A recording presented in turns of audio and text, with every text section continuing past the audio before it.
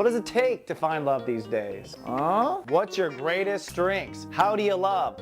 I'll tell you all the nuances about you, dating, what kind of gifts you want, what kind of marriage you want, what kind of person you want to live with and don't want to live with, and of course how you love, how you lust, what you're drawn after, who chases you, and your greatest lesson, which is often a weakness. Your birthday love and lust report has that answer. We'll reveal your secrets on video at secretsofbirthdays.com.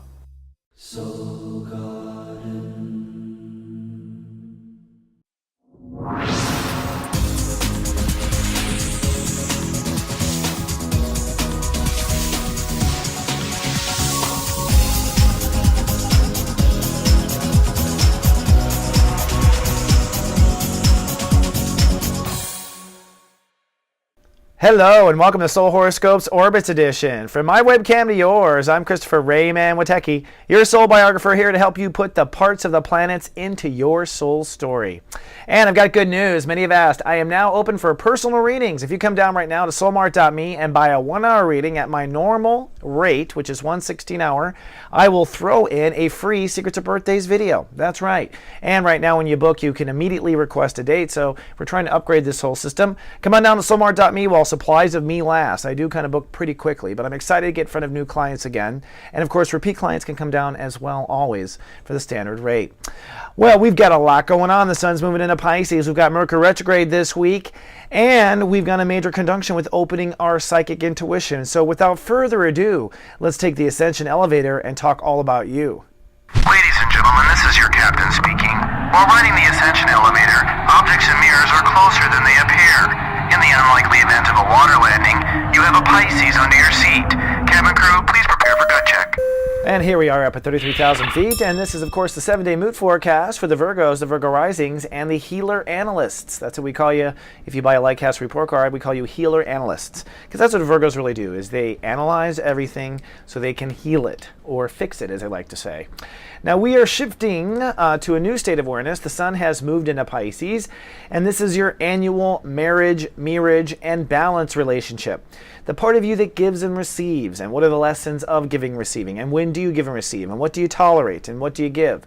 Right now, it really comes down to relations in general, or your mirage, how you connect to you. So basically, whatever relationship you have in your life, you are having that relationship with yourself, and that's what we're going to work on heavily this week. This goes into judgment, weighing, and balancing your life, and then your ability to have a marriage, long-term harmony, and generate harmony anywhere in your life. But the most popular topic, of course, is marriages. And marriages is the big one for Virgos. Everywhere I talk to the Virgos, that is definitely what's going on. Here's why. Look at all these planets. Now, this transit will go on until March 21st, 2013. And right now, Neptune, Chiron, your home planet, Mars, and Mercury, all in the house of long-term relationship and marriage, the giving and receiving part of Virgos. Most importantly, you are simultaneously healing from old relationships and trying to push forward with new ones.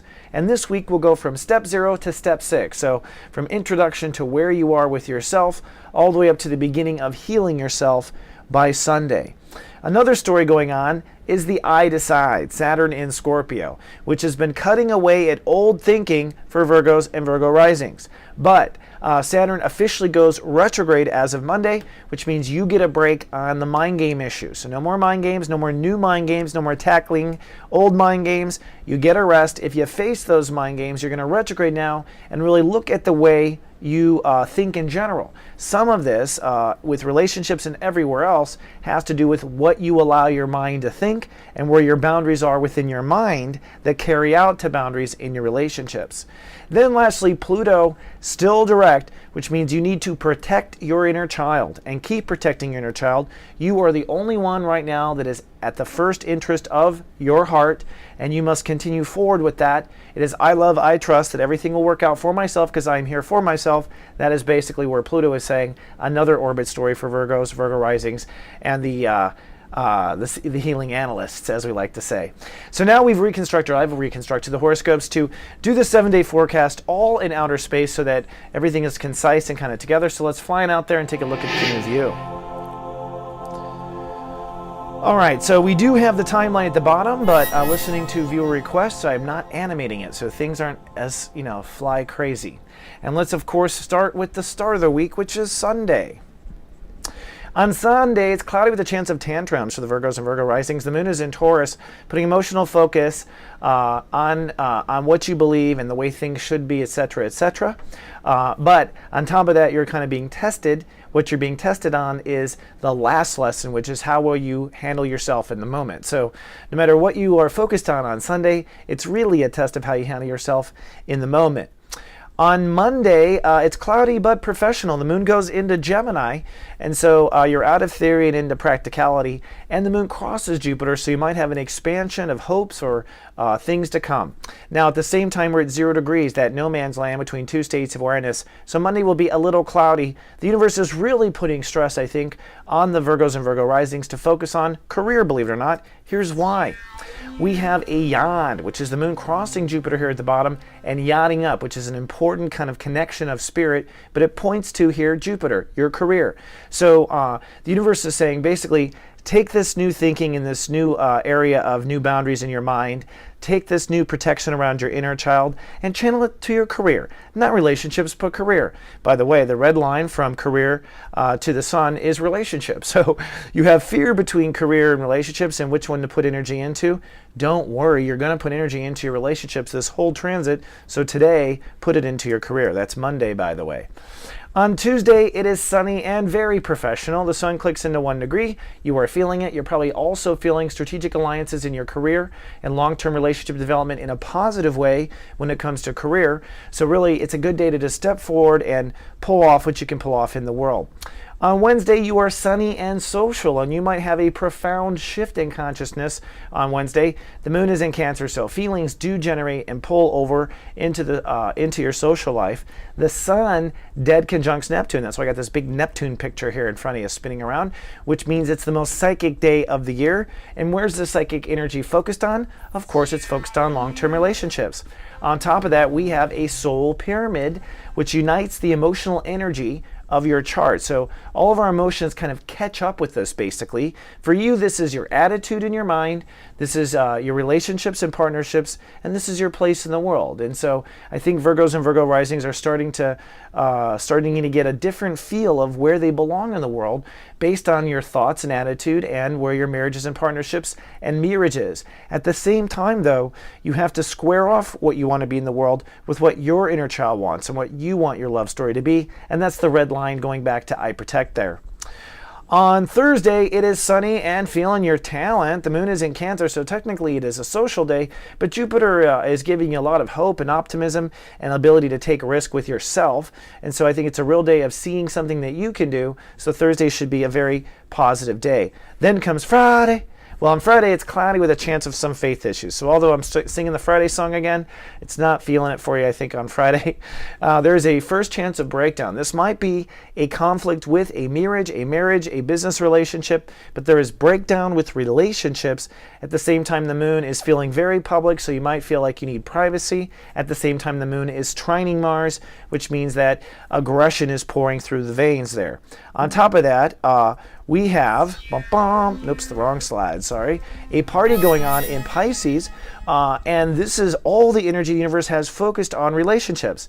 Now, the blue planet Neptune is God, universe, psychic awareness, so you really need to listen to you for the first time more than anything. Although you want to jump ahead and fix your marriages or go on to the path of love and romance, you have to repair relationships yourself. The only reason why you have or have not been happy in relationships is based on the way you relate to yourself. So get with that blue planet there.